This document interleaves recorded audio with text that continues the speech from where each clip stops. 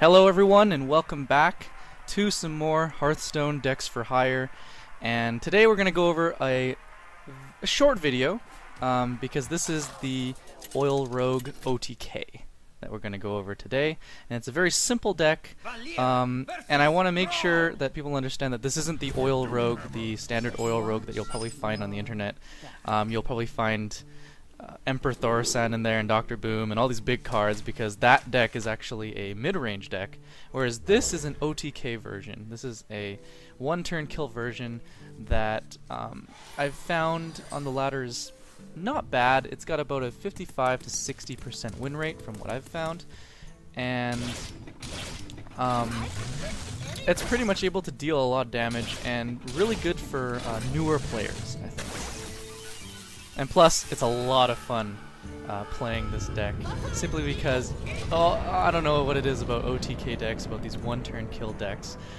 They're really fun, and they feel so good when you win. So this is a pretty nerve-wracking game that I played with it. We're starting out with the Leper Gnome, and I don't really think I need to talk too much about what an OTK deck does. I think that most people know what an OTK deck, how it works. For the most part, there isn't really any, too much decision making involved. You start off the game, and what I'm doing here is I got the Loot Hoarder out because I need to get as many cards out as possible. Excuse me, I need to draw as many cards as possible, so that gives me a better chance of getting the combo that I need, which involves, of course, the Arcane Golem, a bunch of Cold Bloods, and Shadow Step, which we'll go over later. It can actually do a total of 20 damage. So already right now you can see I've already gotten this guy to 26 health. So if we can get him under 20, there's a good chance that we're going to be able to do, we're going to be able to kill him at around turn 5, because that combo only uses 5 mana's worth. And although you need all those cards for it, that's like the best case scenario. So there's many other opportunities involved in doing this combo in this deck. And of course, in here, we don't even have to worry about any taunts, because we've got Sap. And Sap is a great card to be able to just, you put a big giant Sludge Belcher on the field. All right, I'm just gonna sap it away, and then now I'm ready to do my combo, right? And that becomes a turn 7. So here we're just gonna get rid of this this Piloted Shredder, because it's upgraded, and plus it makes his weapon's Death Rattle completely useless. We've brought him to 21 health. We're a little low on cards, but we do have a lot of card draw here in this deck with Cold Light Oracles, with Loot Hoarders, and so what we're really just trying to do is deal as much damage to him as possible. This was a little nerve-wracking game. The next game that I'm going to show you is shows you the OTK strategy and the end result a lot better. But here, the Assassin's Blade just gives us a lot of tempo. It allows us to, get rid of the board a bit, control the board. And that doesn't necessarily mean clearing the board, but it means controlling it, so it doesn't get too out of hand that he can do enough damage that will end up killing us in the end. So we do have our Cold Blood. We've got an Eviscerate, which is a ton of damage, and we've got a Deadly Poison, which is gonna upgrade. It's gonna upgrade our weapon. So this is actually really good, because we've brought him down to under 20 health, and we're gonna give our weapon more attack. So we're probably gonna get to about 5 damage on our weapon, and then and there it is, the Arcane Golem. So this is the card that we want, and this is the card that's gonna get us to a win. So yeah, this deck, you start off by trying to get a lot of card draw cards so that you can get enough cards in your hand that are the combo you need, and then of course you wait until that turn. You bide your time. You use cards to control not necessarily the board, but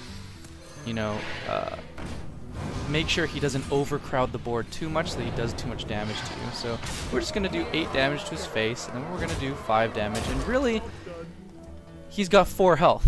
Guess what? We have Eviscerate, and we've got another card coming, so hopefully we can use that card and then just simply use Eviscerate, right? For the most part, this is how your games will probably look most of the time. However, you know, you're not always going to get that crazy draw with the Arcane Golems with, oh, we got a Bloodlust. So this is interesting because this uses up most of his mana. So he's not going to have much left. And oh my goodness, he could crackle and kill us. But no, he does. He does not enough damage and immediately leaves the game. So we could have won next turn anyways. Our opponent leaves the game with nothing left. And that's pretty much a win. It's really close, but you know, it worked out. So the reason why I really like this deck is because it's very simple, and it only has 4 rares. It has Blade Flurry. It has I think it only has 1 Blade Flurry, so you don't even need 2 of them. Just 1 Blade Flurry, Arcane Golem, Cold Light Oracles, and SI7 agents. And really, the SI7 agents are there more for just a little bit of removal to, again, help manage the board a little bit so that your opponent doesn't get too out of hand. And really, I think the SI agent, if you can coin him out and have a 3/3 at turn 2, and also take out one of your opponent's creatures, or one of your opponent's minions, that's going to give you a lot of tempo to be able to work with. The SI agent is really good against Zoo, which has been pretty popular throughout all of Hearthstone, so that's why it's going to be pretty good. I would actually replace one of the Loot Hoarders with Blood Mage Thalnos, if you have that legendary. It gives you +1 spell damage, also along with all the abilities the Loot Hoarder gives you, so that's just going to be really good. So here we have a Cold Light Oracle, which is great. We're going to get more cards. We don't really care what this Paladin is going to do, and we don't really care how many cards he has, right? Because for the most part, if you're against a mid-range deck or a long late-game deck, even if he's got like 10 cards in his hand, if he only has 4 mana, there's a good chance that he's only going to be able to play 1 card every turn, especially if he's a late game or a control type deck. As a result, we don't care how many cards he's holding, but we really care about how many cards we're holding, because we need to be able to get that combo out. We need to be able to get that combo, and the more cards you have, the more cards you've drawn out of your deck, the better chance you're going to get that combo. So here is what I'm talking about, the SI7 agent, getting rid of that card for us. As we coin him out, which is great. He has a Harvest Golem. This is kind of a weird Paladin deck. I'm not really sure. It's like a mech Paladin deck, so this is an aggressive style deck, and that's one of the things that, even though it doesn't really relate to an OTK deck like this Oil Rogue OTK very much, identifying what your opponent's deck is very important. So we kind of know what he's going for. He's going to be throwing out mechs. He's going to be throwing out probably some mech warpers, I'm assuming. Should be coming out soon. Unless, if of course he's drawn them. We're using Cold Light Oracles, so there's probably a good chance he's going to. And yeah, we're still just doing card draw, right? All we want is to get that combo in our hands. It's still not coming for us. The only part of this combo that we really have is Cold Blood, maybe, but we don't really. Actually, no, not Cold Blood. We have Deadly Poison. So right now, I'm just trying to, again, control the board a little bit, get rid of some of his stuff while sort of gently attacking his face. To, you know, we need to get him down to that less than 20 health. But because we know that this is a mech deck, there's a good chance. And right as I say that, he throws out a Sludge Belcher. I was just saying, if you can figure out that your opponent's deck is a really aggressive deck, like a Zoo deck, you know there's no Sludge Belchers. So you can be a little bit more liberal with the way you play your cards. And here we might end up, let's see, what can we do? I really want to get these Loot Hoarders out because we need to get cards. Like, that's all we care about right now. We just need that Arcane Golem, and we need our Cold Bloods, and that's pretty much really what we're going for. Again, this deck is very simple. It's very simple. Running the Leper Gnome into the Sludge Belcher is pretty much to do the 2 damage to his face, because we just and slowly whittle down the Sludge Belcher, because once we get rid of the Sludge Belcher, this deck can handle one Sludge Belcher, but once a second one comes out, it's kind of hard to deal with in order to get out, you know, the combo that you need. Sadly, of course, the biggest weakness to this deck is the fact that an opponent could have a lot of taunts, right? The weakness to this deck is a weakness that most OTK decks have, which is your opponent is able to out-sustain you. Your opponent is able to survive your attack, because the point of an OTK is to kill them on one turn. If you don't kill them on one turn, you give them the ability, you give your opponent the ability to respond to your OTK and pretty much get rid of all of the power that you've, you know, achieved the entire game.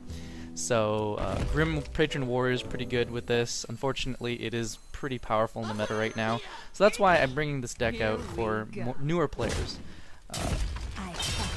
Grim Patron Warrior is so powerful that a lot of people are, you know, climbing the ladder with it, and their MMR is getting very high because they're winning a lot of games. So for some newer players, you probably aren't going to be playing against a lot of Grim Patron Warrior, and this deck can snag out a lot of wins. If you're having trouble getting some wins with Rogue, this might be a deck that you might want to look into. It's a very cheap deck, only probably 700 dust for the rares, and then a smattering of common cards, and then of course the base cards, the basic cards for Rogue are there as well.